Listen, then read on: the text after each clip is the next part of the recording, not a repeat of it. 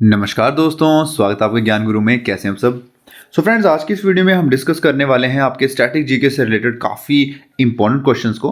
क्योंकि देखिए, आप जो भी एग्जाम देते हो वहाँ पे आपको स्टैटिक जीके क्वेश्चन देखने को मिलते हैं, जिसमें आपका वर्ल्ड जीके रहता है, आपका इंडियन जीके रहता है, देन आपका +1 +2 के जो basics physics chemistry and math biology के क्वेश्चन होते हैं वो भी आपको वहाँ पे देखने को मिलते हैं। तो हम उन्हीं क्वेश्चंस को डिस्कस करेंगे आज की वीडियो में।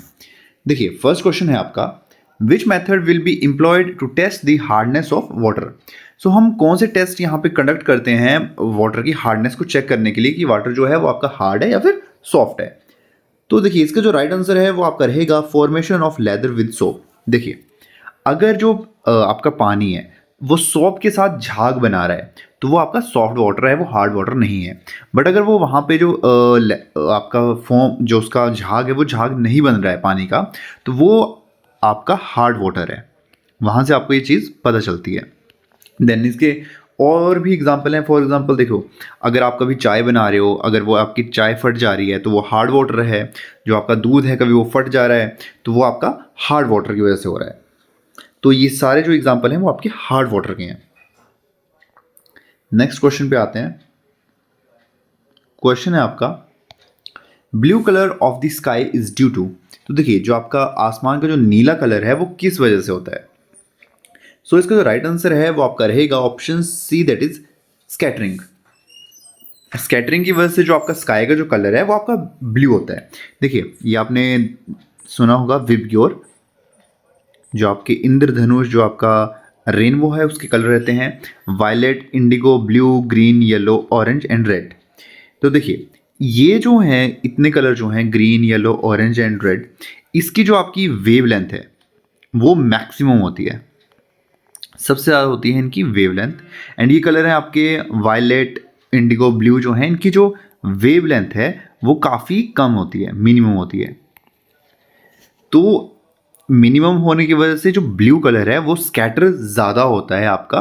तो जिस वजह से जो हमारा स्काई है वो आपको ब्लू दिखता है, क्योंकि इसकी जो वेवलेंथ है वो कम है।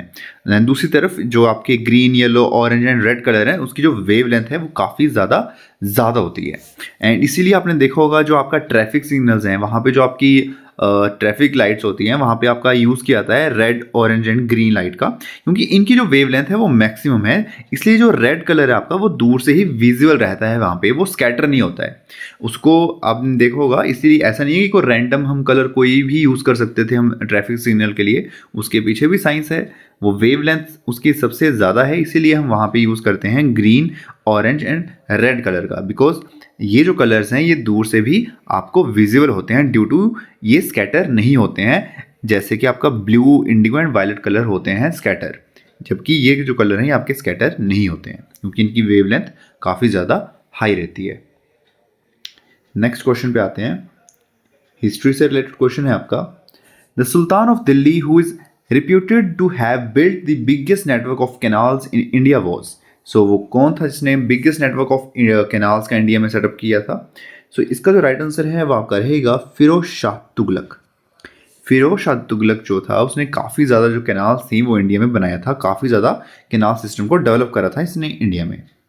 एंड देखिए, एक क्वेश्चन आपका ये भी आ सकता है कि which country is called the country of canals. So country of canals के नाम से जिस देश को जाना जाता है वो है हमारा पड़ोसी पाकिस्तान। बात करें इंडिया की सबसे बड़ी कैनाल की तो वो कौन सी है, तो वो है आपकी इंदिरा गांधी कैनाल, जिसकी जो लेंथ है वो है 650 किलोमीटर। वर्ल्ड की अगर हम बात करें तो वो है आपकी ग्रैंड कैनाल, जो कि आपकी चाइना में लोकेटेड है, जिसकी लेंथ है 1776 किलोमीटर। सो ये चीज़ें भी आपको मालूम होनी चाहिए, क्योंकि यहाँ से भी जो आपका क्वेश्चन है वो आपका बन सकता है आपके एग्जाम में। चलते हैं नेक्स्ट क्वेश्चन पे। Which governor general decided to make English as the medium of instruction in India. So कौन सी गवर्नर जनरल थे जिन्होंने ऐसा डिसीजन लिया था। सो वो थे आपके Lord William Bentinck.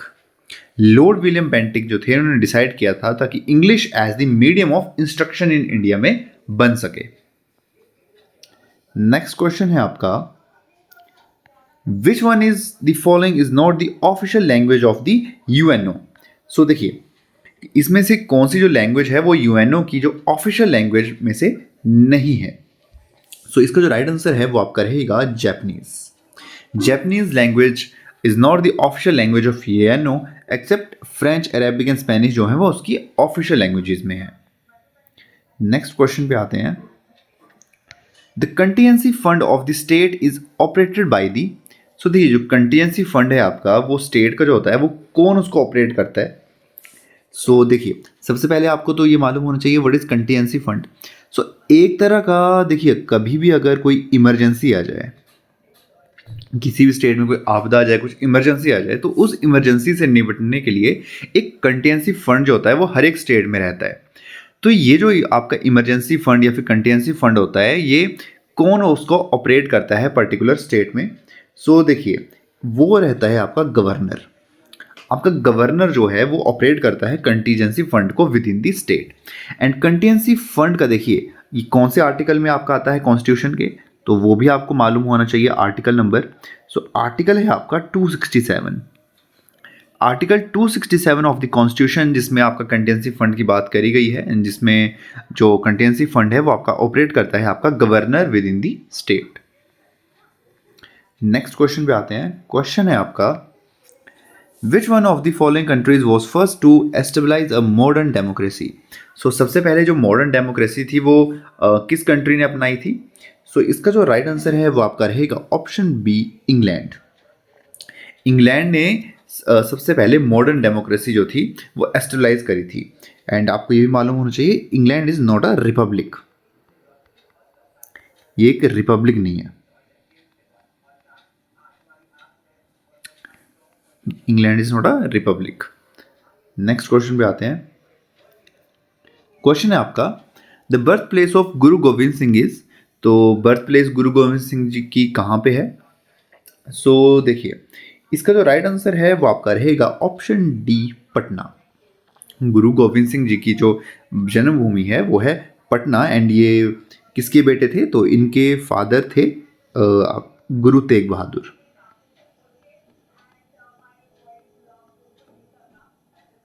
Guru Tegh Bahadur के जो पुत्र थे वो थे Guru Gobind Singh ji. Moving to next question.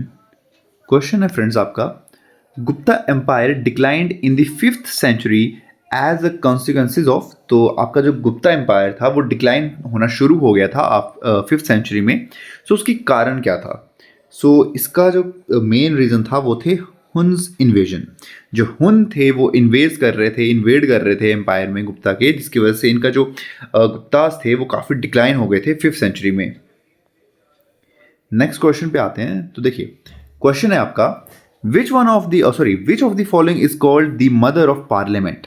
So mother of parliament इनमें से किस पार्लियामेंट को कहा जाता है। सो इसका जो राइट आंसर है वो आपका रहेगा option D that is British parliament. British parliament is known as the mother of parliament. काफ़ी यूनिक क्वेश्चन है, काफ़ी बार आपका एग्जाम में ऐसे क्वेश्चन देखने को भी मिले हैं। Next question Muhammad bin Tughlaq transferred his capital from. So Muhammad bin Tughlaq ने अपनी जो कैपिटल थी वो कहाँ से कहाँ को ट्रांसफ़र करी थी।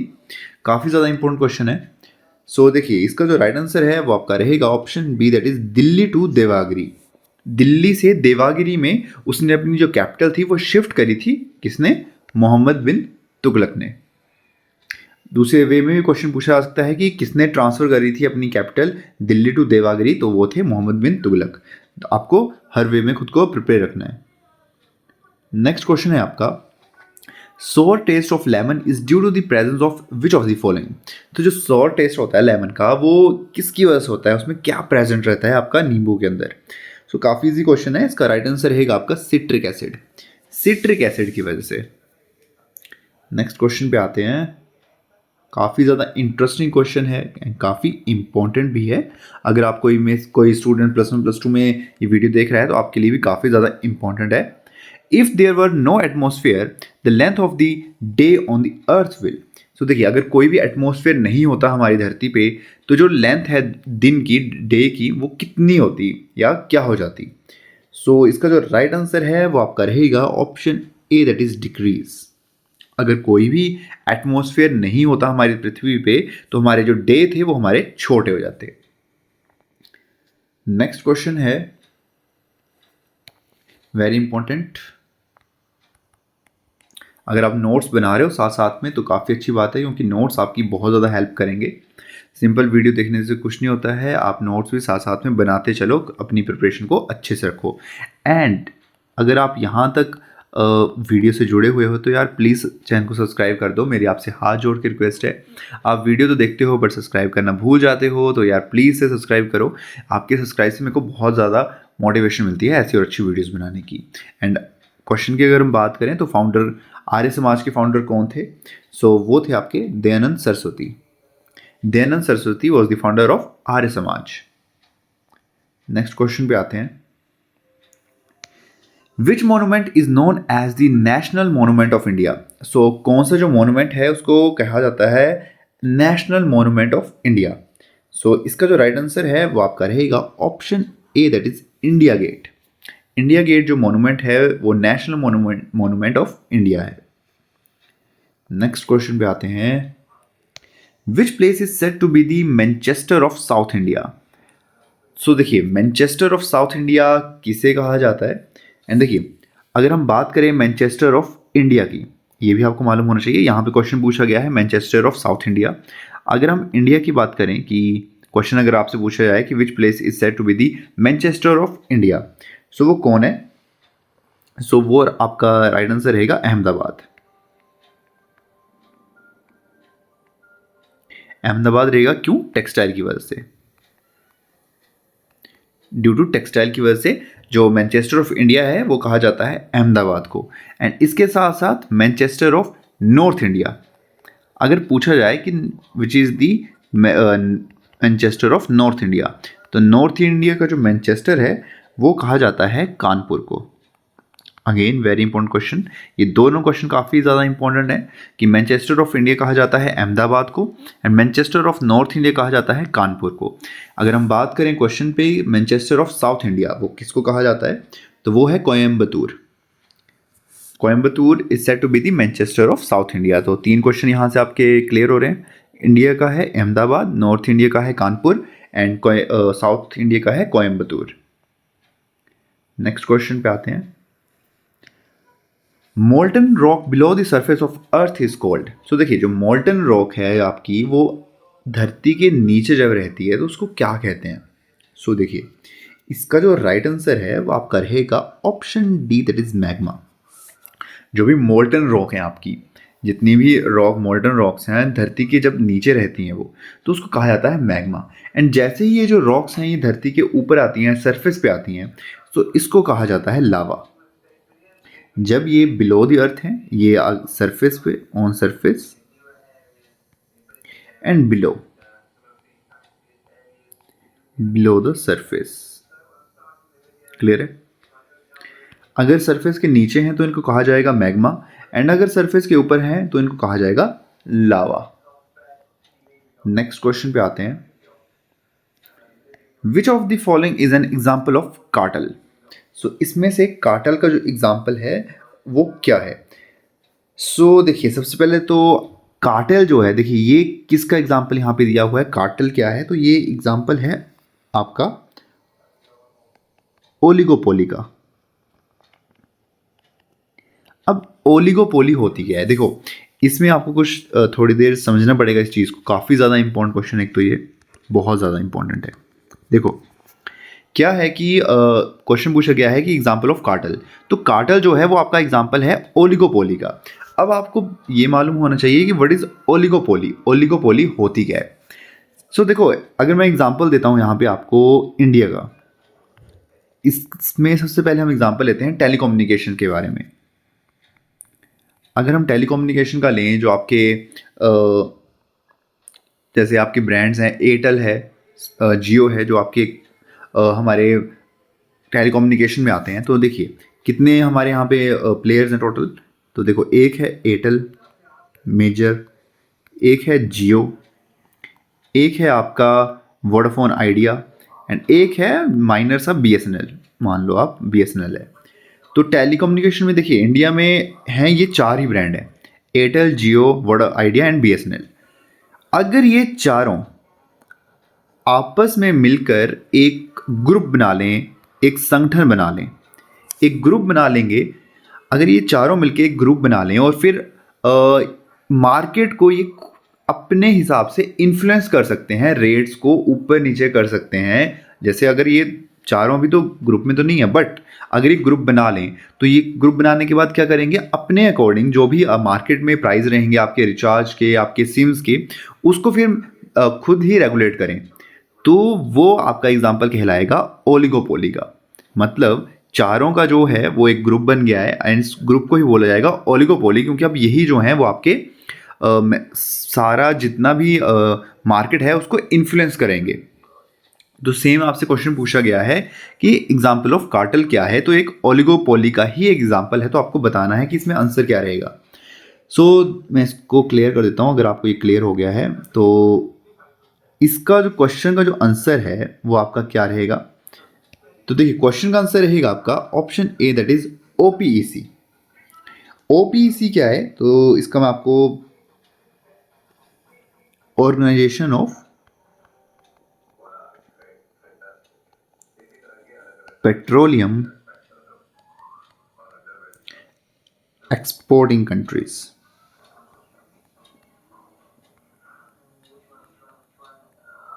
क्लियर है। ओपीईसी का फुल फॉर्म है organisation of petroleum exporting countries. आपको मालूम है जितनी भी आपकी एक्सपोर्टिंग कंट्रीज हैं उनका एक ग्रुप बना हुआ है, जिसकी वजह से वो जितना भी आपका पेट्रोल का प्राइस रहता है ऑल ओवर द वर्ल्ड वो उसको मैनेज करती हैं, इन्फ्लुएंस करती हैं। जितनी भी वो कंट्रीज़ हैं आपकी जहाँ पे पेट्रोलियम आपका पेट्रोल मैक्सिमम आप निकलता है उन कंट्रीज़ में, उनकी एक ओलिगोपोली बनी हुई है जिन्होंने एक ग्रुप बनाया हुआ है अपना। तो उसी ग्रुप के को कहते हैं ओलिगोपोली, जिस वजह से जितना भी पेट्रोल का प्राइस रहता है ऑल ओवर द वर्ल्ड वो उसको इन्फ्लुएंस करते हैं। क्लियर है। चलते हैं नेक्स्ट क्वेश्चन पे। क्वेश्चन है आपका the most pure form of carbon among the option is. So देखिए कार्बन की सबसे ज़्यादा प्योर फॉर्म कौन सी होती है। सो क्वेश्चंस को देख के हो सकता है आप सोचो कि यहाँ पे तो भाई डायमंड आना चाहिए था, क्योंकि डायमंड की सबसे ज़्यादा प्योर फॉर्म, सॉरी कार्बन की सबसे ज़्यादा प्योर फॉर्म जो है डायमंड है। आई एग्री, डायमंड में 100% जो है वो कार्बन रहता है आपका। बट क्वेश्चन में पूछा गया है अमंग दी ऑप्शंस, और ऑप्शंस में से कौन सा इसमें सही आंसर रहेगा, तो वो रहेगा आपका ऑप्शन ए एंथ्रासाइट। ऑप्शंस को आपको ध्यान से देखना है। ऑप्शन के अकॉर्डिंग आंसर है एंथ्रासाइट। एंथ्रासाइट में आपकी कार्बन की मात्रा होती है 95%। सो एंथ्रासाइट में आपका कार्बन रहता है 95% एंड डायमंड में रहता है 100%। हाँ, अगर डायमंड हो ऑप्शन में तो आप बिना सोचे समझे डायमंड को टिक कर सकते हो, बट अगर डायमंड नहीं है दूसरे ऑप्शंस हैं तो आपको वो भी ध्यान से रीड करने हैं। नेक्स्ट क्वेश्चन पे आते हैं। Which Mughal king tried to stop the practice of sati. So किस मुगल किंग ने कोशिश करी थी एक हद तक सती प्रथा को बंद करने की, तो वो था अकबर। अकबर ने सती प्रथा को कुछ हद तक रोकने की कोशिश करी थी। नेक्स्ट क्वेश्चन पे आते हैं। Which of the following is used by dentist to see the image of teeth of a patient. So जो डेंटिस्ट रहते हैं आपके, अगर आप कभी गए हो डेंटिस्ट के पास तो वो एक मिरर यूज करते हैं आपके दांतों को देखने के लिए। तो वो मिरर या कौन सा रहता है। सो इसका जो राइट आंसर है वो आपका रहेगा कनकेव मिरर। कनकेव मिरर रहता है क्योंकि उसमें जो इमेज है वो थोड़ी सी पास दिखती है आपकी। सो राइट आंसर रहेगा इसका कनकेव मिरर। नेक्स्ट क्वेश्चन है आपका which one of the following phenomenon is used in optical fibre. जो ऑप्टिकल फाइबर हैं आपके तो उसमें कौन सा फिनोमिनन यूज किया जाता है, तो देखिए वो रहता है आपका, हम सभी ने पढ़ा है, total internal reflection. Total internal reflection phenomenon is used in optical fibres. Next question पे आते हैं। क्वेश्चन है which is second highest award given to civilian in India. So second highest civilian award कौन सा है इंडिया में। सो इसका जो राइट आंसर है वो आपका रहेगा option C, that is Padma Vibhushan. Padma Vibhushan जो है वो सेकेंड हाइएस्ट अवार्ड है, सिविलियन अवार्ड है इंडिया में। अगर हम बात करें फर्स्ट की तो वो है Bharat Ratna. First highest award जो है सिविलियन वो है भारत रत्न, सेकंड है आपका पद्म विभूषण। एंड अब आपको कमेंट्स में ये ज़रूर से बताना है कि थर्ड हाईएस्ट कौन सा है। थर्ड हाईएस्ट सिविलियन अवार्ड कौन सा है इंडिया में? आपको कमेंट सेक्शन में ज़रूर से कमेंट करना है इसका। नेक्स्ट क्वेश्चन पे आते हैं। क्वेश्चन है who is known as the lady with the lamp. So lady with the lamp इनमें से कौन है? तो वो है आपकी फ्लोरेंस नाइटिंगेल। नेक्स्ट क्वेश्चन पे आते हैं। काफ़ी ज़्यादा इंपॉर्टेंट क्वेश्चन है friends. Which is the largest salt water lake in India. India की सबसे बड़ी खारे पानी की जो लेक है वो कौन सी है? सो इसका जो राइट आंसर है वो आपका रहेगा option B, that is Chilka lake. Chilka lake जो है वो इंडिया की सबसे बड़ी सॉल्ट वाटर लेक है। अगर अब पूछा जाए क्वेश्चन में सबसे बड़ी मीठे पानी की कौन सी है, तो वो है आपकी वुलर लेक। वुलर लेक जो है वो सबसे बड़ी मीठे पानी की है एंड सॉल्ट वाटर की है आपकी चिल्का लेक। अब आपको एक और कमेंट करना है एंड आपको कमेंट में ये बताना है कि ये दोनों लेक्स, चिल्का लेक एंड आपकी वुलर लेक, ये कौन सी लोकेशंस में है? इन दोनों के लोकेशन कहाँ हैं, कौन सी स्टेट में है ये दोनों लेक्स? तो आपको ज़रूर से कमेंट में ये बताना है। सो फ्रेंड्स, ये थे आज के स्टैटिक जीके के क्वेश्चन। आई होप आपको ये वीडियो पसंद आई होगी। मैंने काफ़ी ज़्यादा मेहनत करी है इन क्वेश्चंस को बनाने में, तो आप ज़रूर से चैनल को ज़रूर से सब्सक्राइब करो, वीडियो को ज़रूर से लाइक करो, अपने दोस्तों के साथ शेयर करो एंड यार चैनल को ज़रूर से सब्सक्राइब करके जाओ। आपके सब्सक्राइब से मेरे को बहुत मोटिवेशन मिलती है ऐसी और अच्छी वीडियोस बनाने की। एंड इसके साथ साथ ही मैंने स्टैटिक जीके के और वीडियोस भी बनाई हैं जिनके लिंक आपको नीचे डिस्क्रिप्शन में मिल जाएंगे। आप ज़रूर से उन वीडियोस को भी देखो, काफ़ी ज़्यादा इंपॉर्टेंट क्वेश्चन हैं उसमें आपके अपकमिंग एग्जामिनेशंस के लिए। एंड मेरे टेलीग्राम चैनल का जो लिंक है वो आपको नीचे डिस्क्रिप्शन में मिल जाएगा। आप टेलीग्राम चैनल को भी ज्वाइन करो, वहाँ भी मैं जॉब अपडेट आपको प्रोवाइड करवाता रहता हूँ। सो ये थी आज की वीडियो। आई होप आपको ये वीडियो पसंद आई होगी। मैं मिलूंगा आपसे नेक्स्ट वीडियो में, तब तक के लिए आप अपना ख्याल रखो। Bye bye.